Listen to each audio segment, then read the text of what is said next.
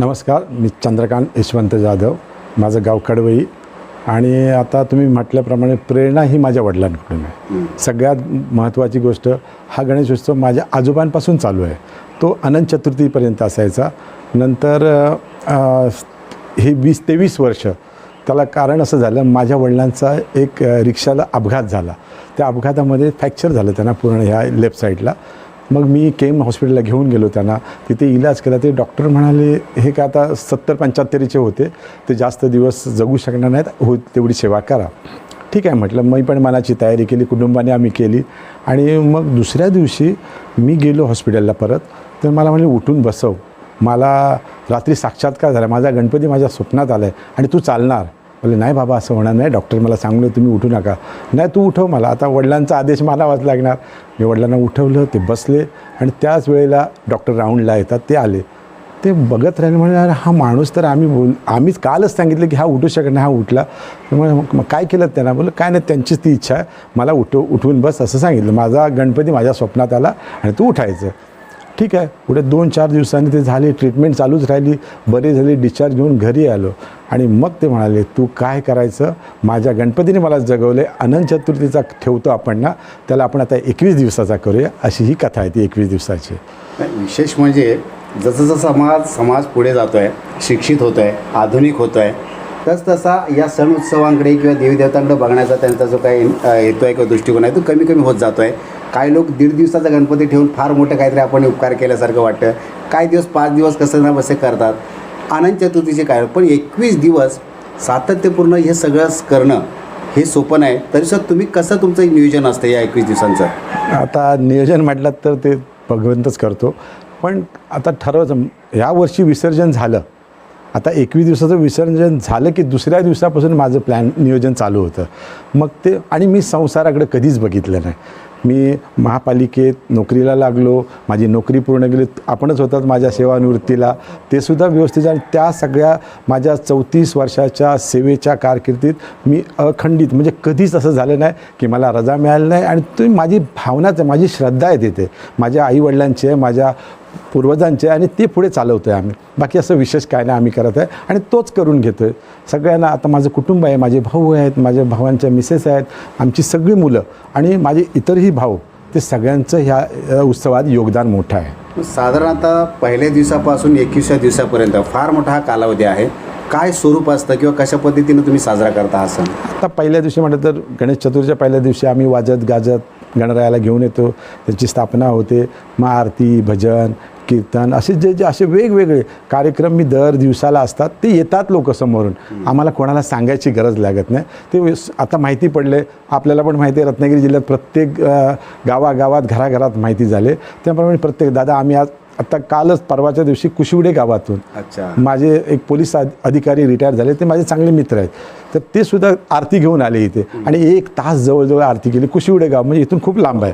ते स्वतःच्या खर्चाने आले, माझ्याकडून कसली अपेक्षा नाही, कसली पैसे, फक्त हा उत्सव, ह्या गणपतीवर श्रद्धा म्हणून लोक येतात.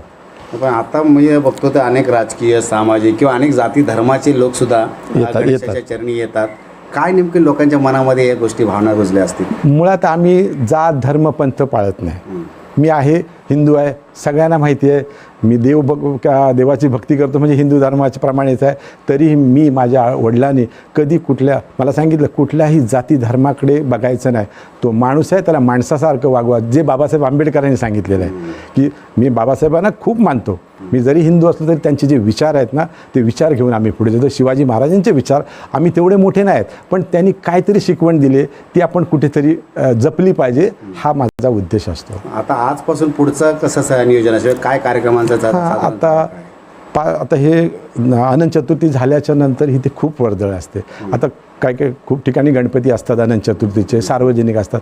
मग ते सगळे विसर्जन झाल्यावर इथे रोज, म्हणजे राजकीय तर तुम्ही म्हणाल, राजकीय, सामाजिक, सगळ्या क्षेत्रातली, अगदी शाळेपासून सगळे लोक इथे येतात, विद्यार्थी पण येतात आणि आपापली कला सादर करतात त्या गणपतीच्या श्रद्धेपोटी. असे खूप लोक येतात इकडे. अच्छा, मग शेवटच्या दिवशी तुमचं कसं काय नियोजन, काय स्वरूप असतं एकंदरीत? शेवटचा दिवस म्हणजे आमच्या कुटुंबासाठी तो उत्सवच असतो. असा पण हा 21 दिवसाचा उत्सव आहे, उत्सवच आहे. पण तो अगदी समारोपाचा दिवस असला तर तो उत्सव असतो. आमचे मुंबईपासून माझे जेवढे नातेवाईक आहेत, आमचे भाऊ आहेत, अगदी ती CA झालेली मुलगी ती आता आली नाही, भावाची मुलगी तुम्ही माहिती आहे गेल्या वर्षी, ती सगळे म्हणजे उच्च शिक्षित असून ते शेवटच्या दिवशी सगळे पोचणार की कुठलीही अपेक्षा नाही. आपला उत्सव चांगला झाला पाहिजे. जाधव परिवाराचा उत्सव आहे तो, आणि तो पिढीच्या चालत आलेला आहे, तो व्यवस्थित झाला पाहिजे.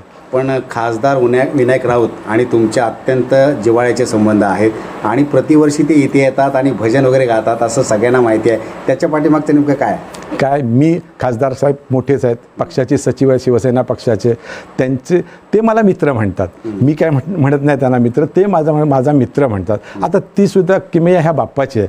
एवढे मोठे खासदार 2 जिल्ह्याचे राऊत साहेब, आणि ते मला मित्र म्हणतात. ह्याच्यापेक्षा मला काय हवं आहे? आणि माझ्या शिवसेना या पक्षाने हेच भरपूर दिले की खासदार माझ्या इथे येऊन भजन गातात, आणि दरवर्षी त्यांनी सांगितलं मी असेपर्यंत हा उत्सव मी सोडणार नाही. आता यावर्षीच त्यांनी स्ट्रीट लाईटचं काम दिलं. माझ्या ग्रामदेवता मंदिरापासून हा गणपती बसतो इथपर्यंत त्यांच्या खासदार फंडातून त्यांनी निधी दिला, आणि ती लाईट पण आज पेटली, आणि आता तिचं उद्घाटन पण त्यांच्याच हस्ते 9 तारखेला होणार आहे. आणि त्याचबरोबर तुम्ही लोककलेचे कार्यक्रमसुद्धा इथं दरवर्षी फार मोठ्या प्रमाणामध्ये आयोजित करत असता. प्रचंड गर्दी या ठिकाणी होत असते. म्हणजे तो सुद्धा एक या उत्सवाचा भाग आहे किंवा तुमचंसुद्धा लोककलेवरती प्रेम आहे. तुम्ही खरं तर BMCमध्ये होतात, आता तुम्ही सेवानिवृत्त झालेला आहात. आता तुमचा यापुढचा जो कालावधी आहे तो कसा असेल? राजकीय क्षेत्रामध्ये तुमचे काय महत्त्वाकांक्षा? हे बघा, मी महत्त्वाकांक्षा काही ठेवत नाही. देवाची सेवा करायची, श्रद्धा, पक्षाचं माझ्या मी काम निष्ठेने करणार. मग मला पक्षाने काय देवो मिळो न तरीही मी माझ्या पक्षाशी, उद्धव बाळासाहेब ठाकरे या पक्षाशी एकनिष्ठ राहणार आणि तिथेच काम करणार. मला काही नाही मिळालं तरी मला मला भरपूर मिळाले. माझ्या बाप्पाच्या कृपेने अशी आपल्यासारखी दिग्गज माणसं इथे येतात. माझ्या घराला पाहिलं तर हेच माझ्यासाठी मिळालेलं आहे. मला अजून काही नको. आणि असं म्हणत मी सेवानिवृत्त झालो, म्हणजे सरकारनेच मला निवृत्त केलं आहे. त्याच्यामुळे आता कुठली काय वृत्ती राहिली नाही, सगळ्या निवृत्त झालो मी. असं आहे. तरी पण माझा जीव असेपर्यंत किंवा तो ठेवेल तोपर्यंत ह्या जगात मी त्याची सेवा करायचा प्रयत्न करेन. मी करणार म्हणणार नाही. आणि माझं कुटुंब, आता तुमची नवी पिढी जी आहे, आता तुम्ही तर अगदी मनोभावे श्रद्धापूर्वक हे सगळं करत असता, परंतु नव्या पिढीचा जो इकडे बघण्याचा दृष्टिकोन आहे तो कसा आहे? तुमच्यासारखाच आहे की ते यापासून थोडे वेगळे आहेत? नाही, अगदी माझं पूर्ण परिवार अगदी उच्च शिक्षित आहेत, सगळे चांगल्या हुद्द्यावर आहेत, पण त्यांना इथे श्रद्धा आहे.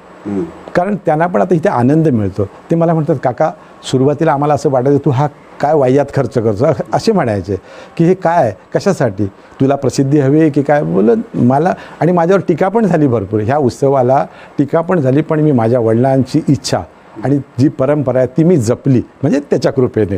बाकी काय नाही. पण हे माझे परिवार, माझा भाऊ, माझे सगळे, त्यांच्या मिसेस, माझी मुलं, ही बघा, ही सगळी जीव तोडून काम करतात इथे. मला काय करावंच लागत नाही. आता तर मी निवृत्त आहे म्हटल्यावर ते मला काहीच मी फक्त बसतो फक्त, आणि हे सगळं माझे भाऊ सगळेच करतात. अच्छा, आता शेवटच्या दिवशी विसर्जनाची मिरवणूक असेल, त्याच्यासाठी काय जोरदार तयारी करता? आता विसर्जनच्या आदली शक्तितुऱ्याचा एक